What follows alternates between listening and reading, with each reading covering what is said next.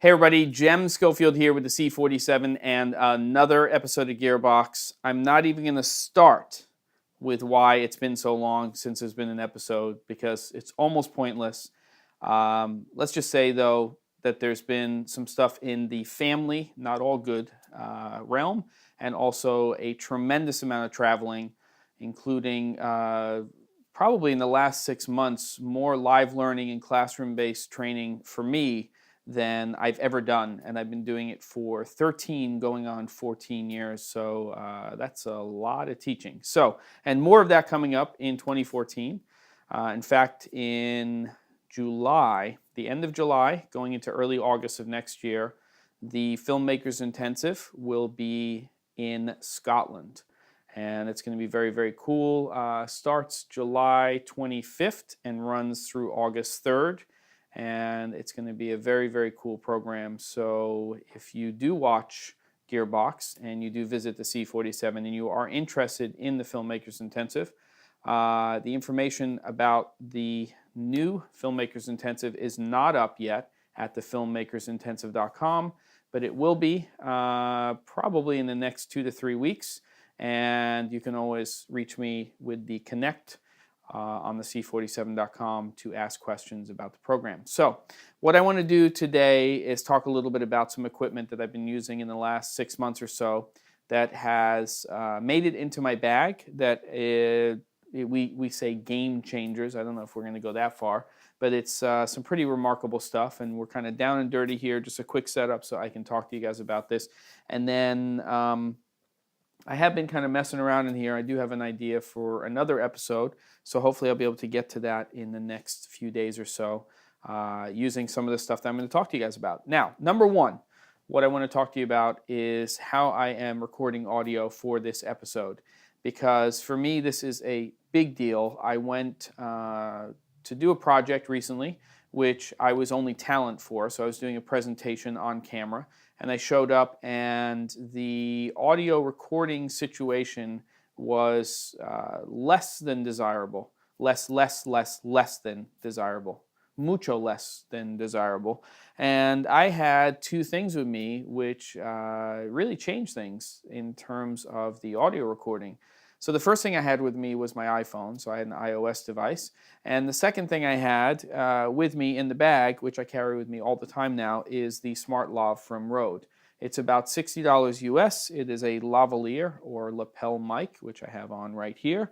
And it comes in this nifty little bag. You have to say nifty at least once. I just said it twice. And it is exactly what you would think it is. It is a small lavalier mic which plugs into an iOS-based device.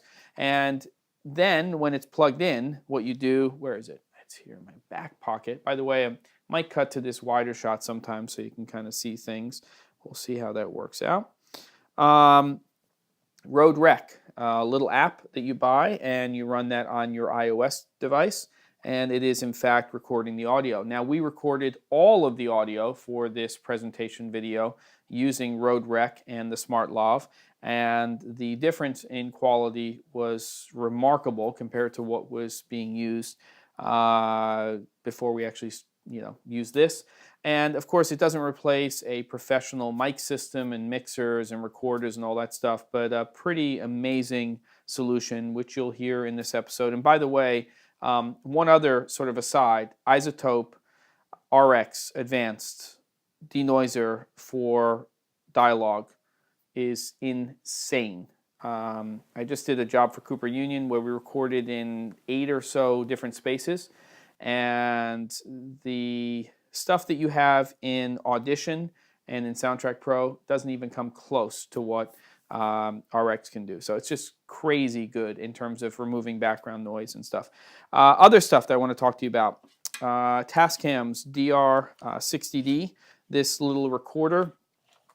Little pots here. I have a little breakaway camera strap that I use, so I can just put that around my neck if I want, or I can just remove it. I use this also for my DSLRs all of the time. This particular one is made by, come on, I know what it's made by, but I'm going brain dead here, Tamrac. They also make bags and stuff. They've been around for a while. So really cool, quiet preamps. Not as quiet as the Juice Linked. For me, if you're using a Blackmagic camera or something like a 5D Mark III, which has audio meters that are live, headphone jack, the little Juice Link boxes preamps are just amazing. So those are great little boxes. Okay, this guy right here. Well, it's kind of two things. The first one is the Pocket Jib Traveler. Changed the way I shoot handheld shots now. So really amazing, and also great as a little portable jib.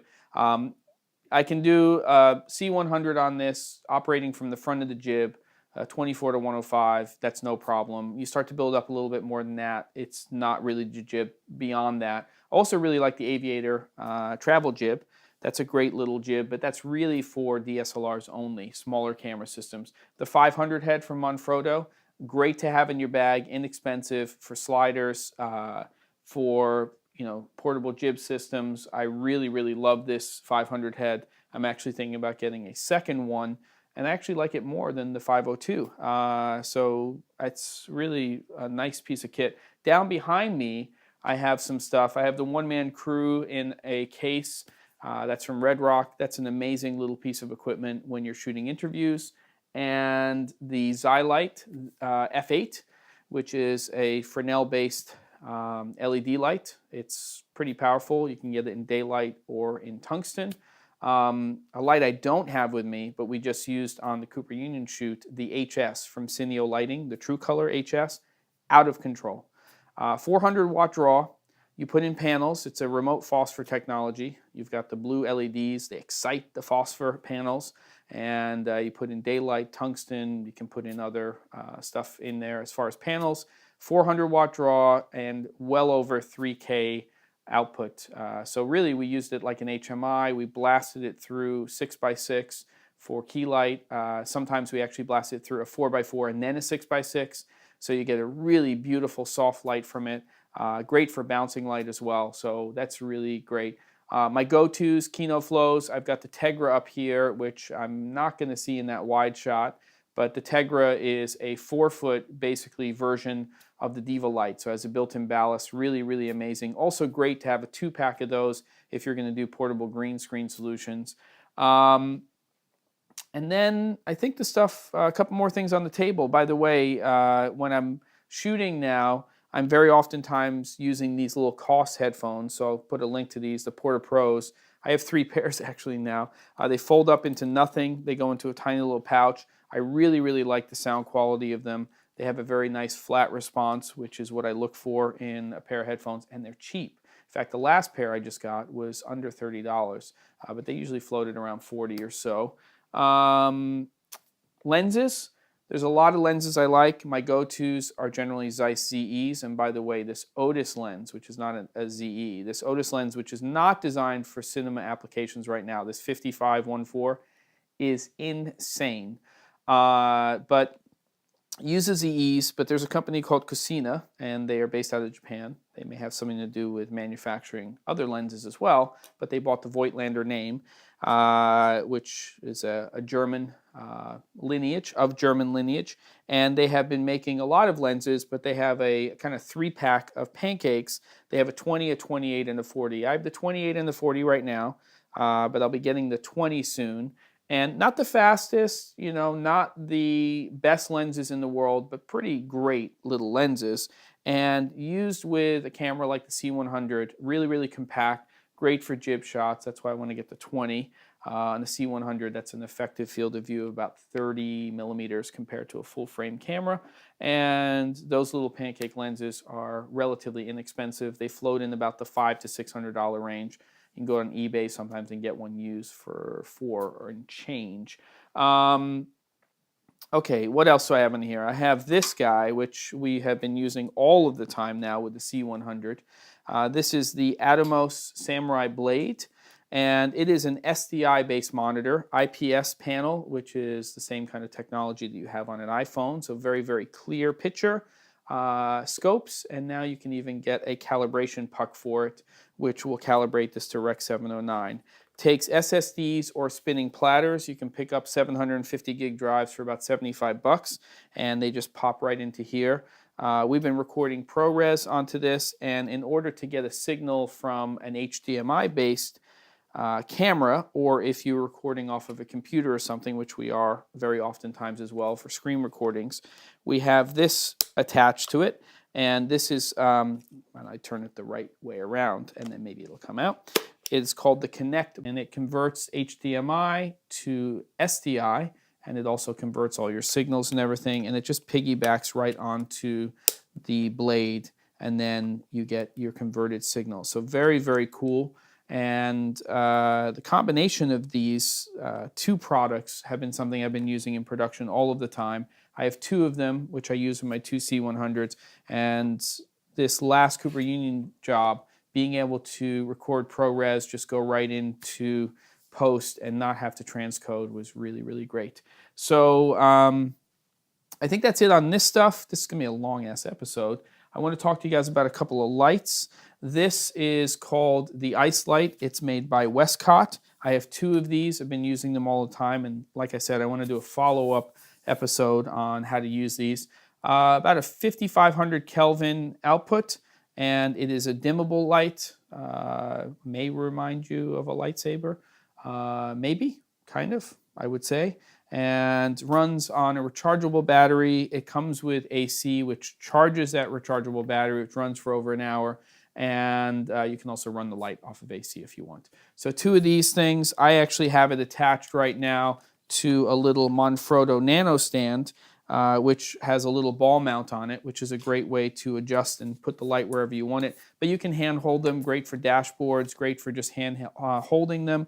And you can also attach two of these together. There's a little accessory which allows you to double them up. And recently on a little shoot where I was using the Pocket Jib Traveler, I had two of these and I was just creating some extra fill because it was by a window where there was a lot of daylight coming in. And then last but not least, a light that some of you guys may own or may have been using, which is a torch bolt light from Swittronics, which is right here, but it has expanded in size. This has now been replaced. I know you can't see me right now because I'm taking this little accessory I want to talk to you about off. It has been replaced with the 220 light, which is supposed to have slightly better output and is designed just slightly differently, but it's essentially the same light. And this is what I have attached to it. This is from Airbox Lights, and it is an inflatable softbox. And I actually have the little grid on it right now, which is an accessory that I would recommend you get with it. This whole setup, by the way, under $75. I think it's about $60 US. And you just blow up this little softbox. Even comes with a little kit, so if you do puncture it, you can repair it like you do a tire. And it really takes a hard kind of light like this, because this is a pretty spotty LED, and it takes that light and it really softens it up. So if you want to use it for a kicker, for a backlight, if you just want to use it as a run and gun portable key light, then you can do that. And so I think this is a pretty nifty thing to have in your kit. The one-shot chart from DSC Labs, which I don't have with me right now. I'm sure there's stuff that I'm forgetting, but these are some of the things that I'm using all of the time now in production. I think that's about it. What I want to do is talk to you guys about using a couple of these ice lights, maybe the torch along with this little, Airbox inflatable softbox, and maybe even a projector to do something in a small space like this in the next episode. So I'll see you guys next time on Gearbox.